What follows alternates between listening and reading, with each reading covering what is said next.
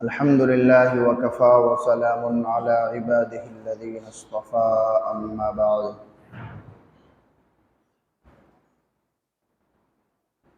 قال الله تبارك وتعالى في كلامه المجيد أعوذ بالله من الشيطان الرجيم بسم الله الرحمن الرحيم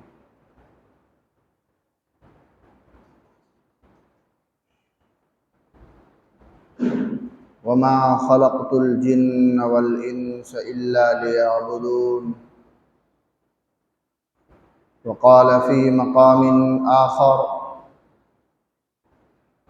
اقرأ باسم ربك الذي خلق خلق الإنسان من علق اقرأ وربك الأكرم الذي علم بالقلم علم الإنسان ما لم يعلم صدق اللہ العظیم۔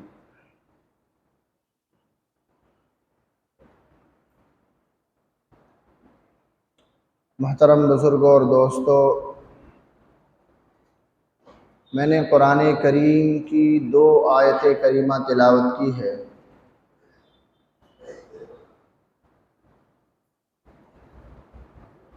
اور دونوں کا جو مفہوم ہے وہ بظاہر الگ الگ ہے۔ دونوں آیتوں میں بظاہر کوئی تعلق نظر نہیں آتا، کیونکہ دونوں کے مفاہیم، دونوں کا جو مضمون ہے وہ بالکل الگ ہے۔ لیکن جب غور کریں گے اس کے معانی پر، اس کی تشریحات پر، تو پتہ چلے گا کہ دونوں کا تعلق ایک دوسرے سے ہے، ایک دوسرے کے بغیر دوسرا سمجھ نہیں آئے گا۔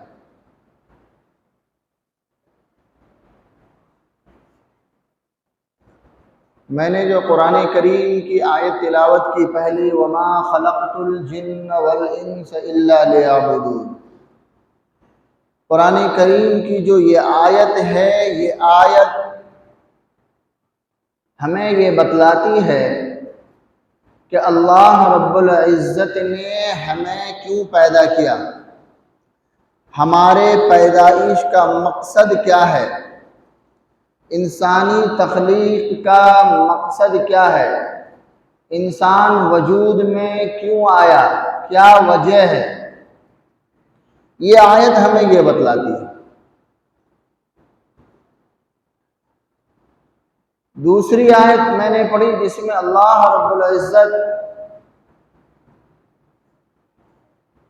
اقرأ پڑھنے کا حکم دے رہے ہیں، اور یہ آیت جو ہے یہ آیت قرآن کریم کی پہلی آیت ہے۔ اقرأ باسم ربک الذی خلق، یہ قرآن کریم کی پہلی، سب سے پہلی آیت ہے نزول کے اعتبار سے۔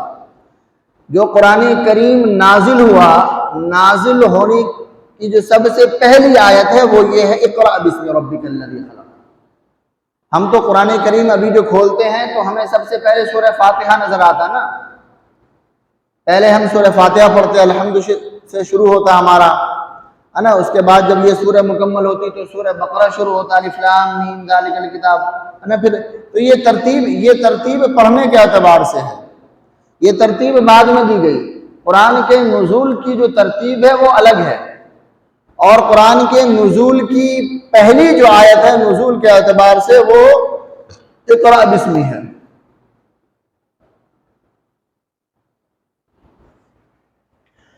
اب دیکھیں میں جو بات کہنا چاہ رہا ہوں، اللہ رب العزت نے ہمیں کیوں پیدا کیا، اس کا مقصد ایک دوسری آیت میں ہے۔ تو ایسا لگتا ہے کہ ہمارے وجود کا جو مقصد ہے، اللہ نے ہمیں کیوں بھیجا ہے، یہ بات ہمیں پہلے بتا دینی چاہیے نا۔ اللہ رب العزت ہمیں پہلے یہ بتاتے کہ تمہیں ہم نے کیوں بھیجا ہے، میرے بھیجنے کا مقصد کیا ہے۔ لیکن ایسا نہیں ہے، ہمیں جو پہلی آیت ہمارے پاس جو آئی اللہ کے نبی صلی اللہ علیہ وسلم کے ذریعے سے، اللہ کے نبی صلی اللہ علیہ وسلم کے پاس جو سب سے پہلی وحی آئی وہ آئی اقرأ بسم ربک الذی خلق خلق الانسان من علق۔ دیکھیں بات کو سمجھیں،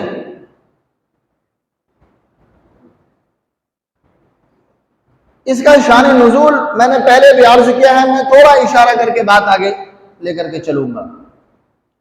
اللہ کے نبی صلی اللہ علیہ وسلم کا معمول یہ تھا کہ آپ اپنے گھر سے کھانا پانی باندھ کر غار حرا چلے جاتے۔ یہ غار حرا کہاں ہے، کتنا دور ہے، میں آپ کو بتاؤں چونکہ میں وہ جگہ دیکھ کر آیا۔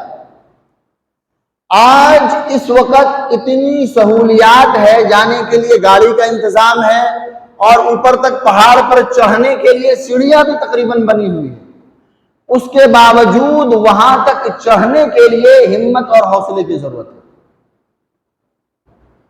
اب آپ تصور کریں کہ اس دور میں آج سے 1450 سال قبل ظاہر ہے کوئی وسائل کوئی انتظام نہیں تھا، لیکن آپ صلی اللہ علیہ وسلم کا معمول یہ تھا کہ آپ جاتے کھانا پینا باندھ کر کئی روز اس غار میں بیٹھ جاتے اور وہاں اللہ کی عبادت میں مصروف رہتے، اور اس غار میں آج بھی 1450 سال کا زمانہ گزر گیا، اتنا طویل عرصہ گزرنے کے بعد بھی وہاں پر وہ رحمتوں کا نزول سمجھ آتا ہے۔ پورے مکے میں گرمی، شدید گرمی، تپش ہو رہی ہوتی، جھلسا دینے والی ہوا چلتی ہے۔ ظاہر ہے جب نیچے چل رہے ہیں روڈ پر راستے پر تو جھلسا دینے والی ہوا چل رہی ہے، جب 2000 فٹ اوپر جب جائیں گے تو یہ ہوا تو اور تیز ہونی چاہیے نا، لیکن جب اس مقام پر پہنچتے ہیں تو اتنی ٹھنڈی ہوا، ایسی ہوا جیسے طبیعت یہ چاہتی کہ بس یہیں پڑے رہیں، یہاں سے جائیں ہی نہیں، اتنا سکون ملتا۔ آپ کو اندازہ ہوگا کہ پتھر کتنا گرم ہوتا۔ آپ جب اس مقام پہ پہنچیں گے وہاں کوئی چھپر نہیں، کوئی چھت نہیں ہے، اوپر بھیڑ خوب رہتی۔ اس جگہ پہنچیں گے، اوپر کی جانب کی بات کر رہا ہوں، وہ غار کے ٹھیک اوپر کا جو حصہ ہے وہاں پر گرمی نہیں، وہ پتھر گرم نظر نہیں آتا، ہوا چل رہی ہوتی، ٹھنڈی ہوا، بہت سکون کی جگہ وہ۔ آج بھی اللہ کے نبی صلی اللہ علیہ وسلم کی قدموں کی جو برکت ہے وہ آج بھی نظر آتی۔ تو بہرحال میں یہ عرض کر رہا تھا کہ آپ صلی اللہ علیہ وسلم کا معمول یہ تھا کہ آپ اپنا توشہ لے کر کے جاتے کئی روز کا اور وہی عبادتوں میں مصروف رہتے۔ اسی درمیان حضرت جبرائیل امین تشریف لاتے ہیں اور آ کر کے کہتے ہیں اقرأ، آپ پڑھیے۔ اللہ کے نبی کہتے ہیں میں پڑھنا نہیں جانتا، میں نہیں پڑھتا، مجھے پڑھنا نہیں آتا۔ حضرت جبرائیل امین جو آپ صلی اللہ علیہ وسلم کو سینے سے لگاتے ہیں اور دباتے ہیں، پھر چھوڑ کر کے کہتے ہیں اقرأ، آپ یہی جواب دیتے۔ تیسری دفعہ جب یہی جواب دیتے تو پھر جبرائیل امین کہتے ہیں اقرأ بسم ربک الذی خلق خلق الانسان من علق، آپ پڑھیے اپنے رب کا نام لے کر کے۔ کس کا نام لے کر کے؟ اپنے رب کا نام لے کر کے پڑھنا شروع کیجیے۔ اب دیکھیں جو بات میں عرض کر رہا تھا، دونوں آیتوں میں تطبیق جو میں آپ کو بتلانا چاہ رہا تھا، تطبیق کی صورت جو بتانا چاہ رہا تھا وہ کیا ہے؟ قرآن کریم کی جو یہ پہلی آیت ہے یہ ہمیں بہت سارا سبق دیتی ہے۔ اس آیت کے ذریعے سے ہم تک بہت سارا پیغام پہنچتا ہے۔ وہ پیغام کیا ہے سمجھیں؟ اس آیت سے سب سے پہلا سبق، سب سے پہلا پیغام، سب سے پہلا میسج جو انسانوں تک آتا ہے، مسلمانوں کو جو ملتا ہے، امت محمدیہ کو جو سب سے پہلا سبق دیا جا رہا ہے وہ یہ کہ جب تم اس دنیا میں آؤ، جب تمہارا وجود ہو جائے تو تمہارا پہلا کام یہ ہے کہ تم پڑھو، علم حاصل کرو۔ تمہارے آنے کا جو مقصد ہے وہ مقصد تمہیں سمجھ میں ہی تب آئے گا جب تم حصول علم کی طرف جاؤ گے۔ تمہارے آنے کا مقصد تو یقیناً یہ ہے کہ تم اللہ کی عبادت کرو، دوسرا کام کوئی نہیں ہے، لیکن تم عبادتوں میں اور اس مقصد کی طرف جاؤ گے اسی وقت جب تمہارے پاس علم ہوگا۔ بغیر علم کے یہ ممکن ہی نہیں، یہ پاسبل ہی نہیں۔ تمہیں تمہارا مقصد بتلائے گا کون؟ تمہارے آنے کا مقصد تمہیں کون سمجھائے گا؟ کون بتائے گا کہ تم آئے کیوں ہو؟ تم کیوں پیدا کیے گئے ہو؟ یہ مقصد قرآن بتلاتا ہے، لیکن اس مقصد تک پہنچنے کا جو طریقہ، جو راستہ، جو سیڑھی ہے، جو زینہ ہے، وہ ہے علم۔ اقرا، یہ یہاں سے چلتا ہے۔ اور پھر دوسرا میسج، دوسرا جو پیغام ہے وہ یہ ہے کہ جب تم اس دنیا میں آؤ، جب تم اس روئے زمین پر آنکھ کھولو، جب تمہارے پاس عقل و ہوش آ جائے، تو تمہارے پاس، تمہارے اندر سب سے پہلے اپنے رب کا تعارف ہونا چاہیے۔ تمہیں معلوم ہونا چاہیے کہ تمہارا رب کون ہے، تمہارا خالق کون ہے، تمہیں پیدا کس نے کیا ہے، تمہارا جو پیدا کرنے والا ہے وہ کون ہے، اس کی طاقت کیا ہے، اس کے بارے میں تمہیں معلوم ہونا چاہیے۔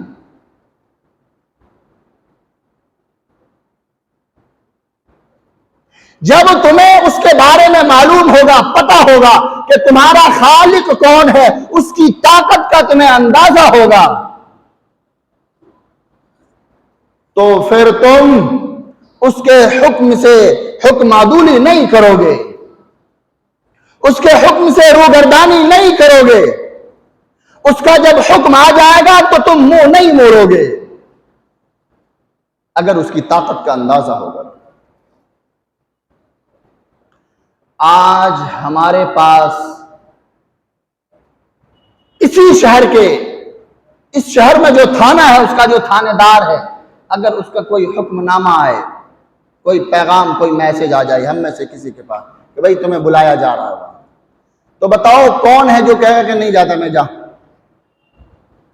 اس شہر کا جو جج ہے، ڈسٹرکٹ جج، اگر اس کی طرف سے ایک پیغام آئے کہ تمہیں بلایا جا رہا ہے، بتاؤ کون ہو جو نہیں جاؤ گے وہاں؟ کون ہے؟ اس شہر کا جو ایس پی ہے، جس کے ہاتھ میں لا اینڈ آرڈر ہے، اگر وہ فرمان بھیجے، وہ پیغام بھیجے کہ یہاں پر حاضر ہو جاؤ، بتاؤ جاؤ گے نہیں جاؤ گے؟ ہر آدمی جائے گا، کوئی نہیں ہے جو کہے گا کہ نہیں جاؤں گا میں۔ کیوں جاؤ گے؟ اس لیے کہ اس کی طاقت کا اندازہ ہے تمہیں۔ اگر تم نہیں گئے تو پھر تمہارا حشر نشر کر دیا جائے گا۔ اگر اس کے بلانے پر نہیں گئے تو پھر وہ کیا کچھ کر سکتا ہے وہ سب تمہیں پتا ہے، وہ سب ہمیں پتا ہے کہ وہ پھر اپنی طاقت کا استعمال کرے گا، اور اس کی جو طاقت ہے وہ ہماری طاقت سے کئی گنا زیادہ ہے۔ ہمیں معلوم ہے، ہم جانتے ہیں کہ اس کے پاس کتنی طاقت ہے، اس کے پاس کتنے وسائل ہیں۔ تو جب ہمیں اس کی طاقت کا اندازہ ہو تو پھر ہم روگردانی حکم عدولی نہیں کریں گے۔ اگر ہمیں ہمارے رب کی طاقت کا اندازہ ہو، ہمیں معلوم ہو کہ میرا جو پیدا کرنے والا ہے، میرا جو خالق ہے، اس کی طاقت کیا ہے، اس کی طاقت کتنی ہے، وہ کون ہے، اگر ہمیں یہ اندازہ ہو جائے، ہمیں اس کی طاقت کا، اس کے پاور کا علم ہو جائے، تو پھر ہمارے اندر بھی یہ جرت نہیں ہوگی کہ اس کی طرف سے بلاوا آئے، مؤذن کہے اللہ اکبر اللہ اکبر، اور پھر ہم نہیں آئے نماز کے لیے۔ یہ نہیں ہو سکتا۔ اس کی طرف سے حکم آ جائے کہ سال پورا ہو گیا، تم اپنے مال سے 2.5% زکوٰۃ ادا کرو، اور ہم ادا نہیں کریں گے، یہ نہیں ہو سکتا۔ اس کی طرف سے حکم آ جائے کہ علم حاصل کرو، اور دین کا علم سب سے پہلے حاصل کرو، اور ہم نہیں حاصل کریں، یہ نہیں ہو سکتا اس کی طرف سے حکم آ جائے کہ تم اپنے ماں باپ کا خیال کرو، تمہارے ماں باپ کے جو حقوق ہے اس کو ادا کرو، اس کی طرف سے حکم آ جائے کہ تم اپنی بیویوں کے حقوق ادا کرو، اس کی طرف سے حکم آ جائے کہ تم اپنے اولاد کا حقوق ادا کرو، اس کی طرف سے حکم آ جائے کہ تم اپنے پڑوسیوں کے حقوق ادا کرو، اور پھر ہم اس حکم سے حکم عدولی کریں، اس حکم کی نافرمانی کریں، یہ نہیں ہو سکے گا اگر ہم اس کی طاقت کو جان لیں، اگر اس کی طاقت کا اندازہ ہو جائے کہ وہ کون ہے جس کی طرف سے یہ حکم آیا ہے، وہ کون ہے جو یہ حکم دے رہا ہے۔ ہمیں اندازہ نہیں ہے صحیح اندازہ، اور یہ پتہ ہمیں کیسے چلے گا، یہ بات ہمیں سمجھائے گا کون، یہ بات ہمیں سمجھ میں کیسے آئے گی؟ اس کے لیے قرآن کہتا ہے اقرأ بسم ربک الذی خلق، یہاں سے شروع کرو۔ تم اس دنیا میں آئے ہو تو سب سے پہلا کام یہ ہے کہ تم پڑھو، علم حاصل کرنے کے لیے نکل جاؤ، سب سے پہلا کام حصول علم ہے، اور حصول علم میں جو سب سے پہلے درجے کا ہے وہ یہ ہے کہ تمہیں تمہارے رب کا تعارف معلوم ہو، تمہارے رب کے بارے میں تمہیں پتہ ہونا چاہیے کہ تمہارا رب کون ہے، تمہارا خالق کون ہے، کون ہے جس نے تمہیں پیدا کیا، کون ہے جو تمہارے رزق کا انتظام کرتا ہے، کون ہے جو تمہاری ساری آسائش، ساری سہولتوں کا انتظام کر رکھا ہے۔ یہ بات یہاں سے معلوم ہوگی، اور جب یہ ساری چیزیں ہمیں پتہ ہوگی تو پھر ہمیں یہ بھی پتہ چلے گا، قرآن جو کہتا ہے وَمَا خَلَقْتُ الْجِنَّ وَالْإِنسَ إِلَّا لِيَعْبُدُونَ، تو پھر ہمیں یہ بات بھی سمجھ آئے گی کہ ہمارے پیدائش کی، ہماری تخلیق کا مقصد کیا ہے، پھر ہم اس سے بھی روگردانی نہیں کریں گے۔ لیکن یہ بات تو ہوگی تب نا جب ہم پہلے مرحلے پر قدم رکھیں گے۔ وَمَا خَلَقْتُ الْجِنَّ وَالْإِنسَ إِلَّا لِيَعْبُدُونَ، یہ تو بعد کی بات ہے، ہم نے تو پہلے زینے پر قدم رکھا ہی نہیں، ہم رکھنا ہی نہیں چاہتے، ہم پہلی سیڑھی پر قدم رکھنا ہی نہیں چاہتے، ہم پہلی منزل کو عبور ہی نہیں کرنا چاہتے، اور وہ پہلی منزل ہی حصول علم ہے۔ مسلمانوں کا جو سب سے کھویا ہوا اثاثہ ہے، کھویا ہوا جو ورثہ ہے، مسلمانوں کا جو سب سے قیمتی اثاثہ، جو سب سے قیمتی زیور ہے، وہ علم ہے۔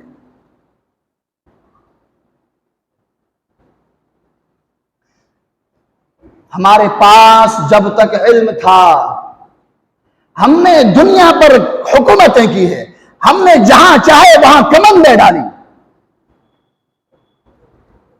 ہمارے راستے میں کبھی کوئی حائل نہیں ہو سکا، خواہ وہ پہاڑ ہو یا سمندر، کبھی کوئی رکاوٹ نہیں بن سکا۔ ہم نے جب سے یہ کام چھوڑ دیا تو سب کچھ چھوٹتا چلا گیا، سب کچھ چھوٹتا چلا گیا۔ آج جسے دیکھو وہ ہمیں نصیحت کر رہا ہے، آج جسے دیکھو وہ ہمیں سمجھانے کی کوشش کر رہا ہے، وہ ہمیں بتلا رہا ہے کہ تمہیں جینا کیسے چاہیے، جینے کے طریقے کیا ہیں۔ یہ شعور تو ہم نے دنیا کو دیا ہے، جسے دیکھو وہ مسلمانوں کو لیکچر دے رہا ہے۔ کیوں نہیں دے؟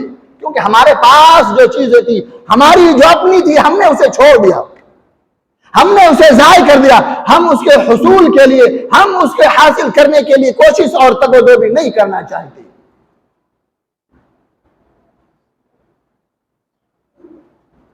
ہمیں لگتا ہے کہ حصول دنیا کی فکر کرنی چاہیے، ہم دنیا کی فکر کریں گے تو دنیا ہمارے قبضے میں آ جائے گی۔ میرے بھائیوں، میرے دوستوں، آؤ تم ان وسائل اور ان باتوں کی طرف توجہ دیے بغیر چلو 1400 سال پیچھے لے کر چلتے ہیں۔ دنیا جس کے قدموں میں پڑی ہوئی تھی، ایسے کسرا کی ساری حکومت اور ساری دولت جس کے قدموں میں پڑی ہوئی تھی، آؤ دیکھو اور معلوم کرو کہ وہ انہوں نے دنیا کے حاصل کرنے کی کتنی فکر کی ہے۔ انہوں نے دنیا کو اپنی ٹھوکروں میں رکھا تو اللہ نے دنیا کو ان کی ٹھوکر میں لا کر کے رکھ دیا۔ انہوں نے محمد کی غلامی کو قبول کیا تو اللہ نے ساری دنیا ان کے قدموں میں رکھ دی۔ آج ہم چاہتے ہیں کہ دنیا ہمارے پاس ہو، باقی ساری چیزوں کو چھوڑ دو، ہم علم حاصل کرنا چاہتے ہیں، ہم اپنے بچوں کو بھیجنا بھی چاہتے ہیں، پڑھانا چاہتے ہیں، لیکن ہم شروع وہاں سے کرتے ہیں جہاں سے کہ ہمیں صرف اور صرف دنیا کا پتہ چلے، ہمیں یہ معلوم ہو کہ دنیا کیسے حاصل کیا جائے، چاہے صحیح طریقے سے ہو یا غلط طریقے سے ہو۔ اگر کسی کو دھوکہ دے کر دنیا حاصل ہو سکتی ہے تو کوئی مسئلہ نہیں، سیکھو یہ فن سیکھو اور اس کے سیکھنے سے ہمیں فائدہ ہوگا۔ ہم تجارت کرنا چاہتے ہیں، ہم ایک بزنس مین بننا چاہتے ہیں، اس کے لیے ہم MBA کرتے ہیں، نہ جانے کیا کیا کرتے ہیں، اور پھر ہمیں یہ بتلایا جاتا کہ تجارت کرنے کے لیے، بزنس کرنے کے لیے تمہیں کیسے رہنا چاہیے، تمہارا طریقہ کیا ہونا چاہیے، جب کسی سے پیسے لینے ہو تو تمہیں کیسے پیش آنا چاہیے، اور جب پیسے لے لو پھر تم اپنی اوقات پہ آ جاؤ، یہ بتایا جاتا ہے۔ اور ہم تمہیں محمد عربی صلی اللہ علیہ وسلم کا درس سناتے ہیں، ان کا سبق سناتے ہیں۔ محمد عربی صلی اللہ علیہ وسلم کا پیغام کیا ہے وہ سنو۔ محمد عربی صلی اللہ علیہ وسلم کا جو عمل ہے وہ یہ ہے کہ جب آپ پہلی دفعہ تجارت کے لیے ملک شام تشریف لے گئے تو اتفاق سے جو سامان تجارت تھا، جو مال تجارت تھا، بارش کی وجہ سے وہ بھیگ گیا۔ جب وہ بھیگ گیا تو جب خریدار سامنے آئے تو اس سے پہلے آپ صلی اللہ علیہ وسلم نے اس بھیگے ہوئے مال کو الگ کیا اور جو ٹھیک تھا اس کو الگ کیا۔ جب خریدار آیا تو آپ نے بتایا کہ دیکھو یہ جو ہے یہ بھیگا ہوا ہے، یہ بھیگ چکا ہے اور یہ ٹھیک ٹھاک سا ہے، اب اس کی قیمت یہ لگے گی، اس کی قیمت یہ لگے گی، تمہیں لینا کون سا ہے وہ بتاؤ۔ اس بازار میں یہ روایت نہیں تھی، اس سے پہلے کسی نے اس طرح سے تجارت نہیں کی تھی۔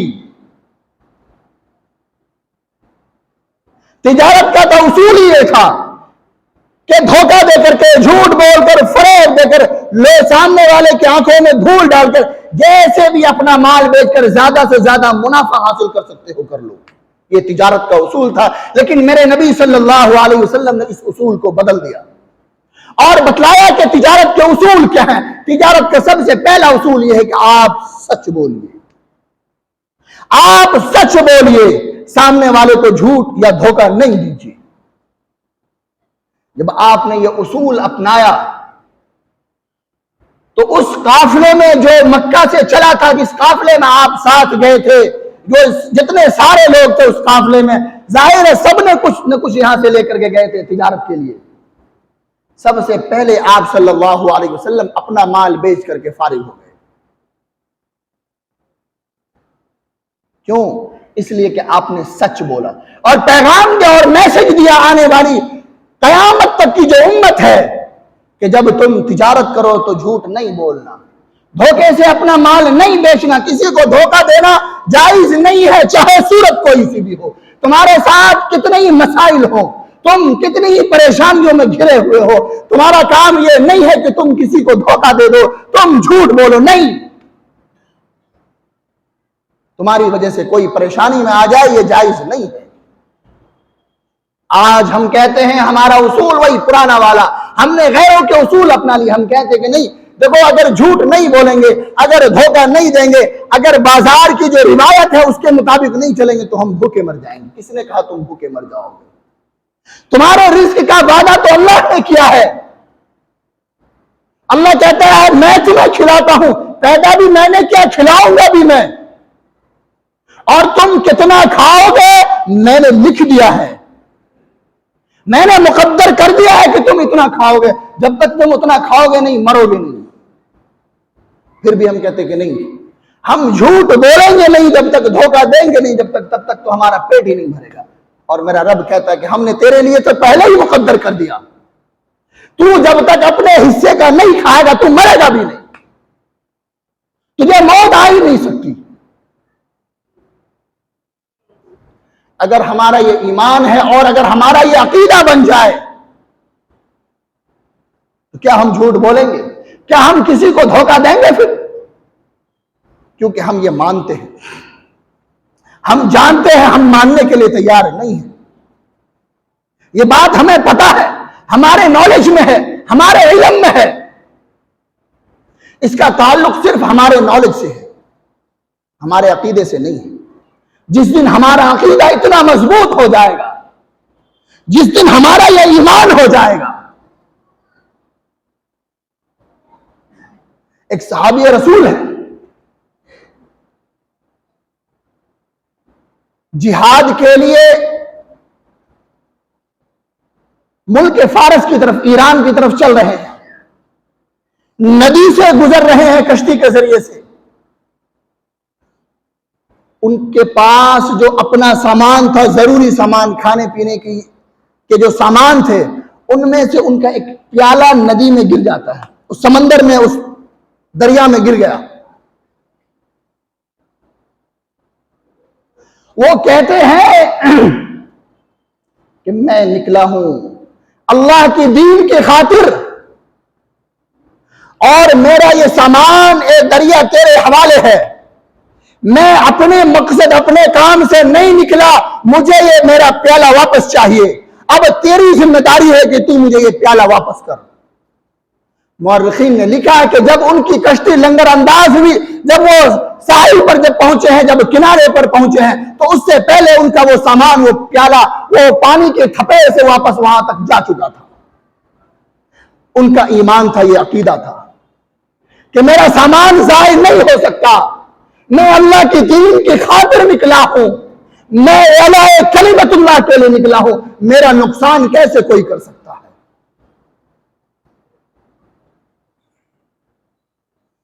ان کا ایمان تھا کہ آج میں جنگل میں ٹھہروں گا، اس جنگل میں جتنے جانور ہیں، جتنے درندے ہیں، پرندے ہیں، چرندے، سب کو کہہ دیا کہ آج خالی کرو، میں محمد کا غلام، تمہارا مہمان ہوں یہاں۔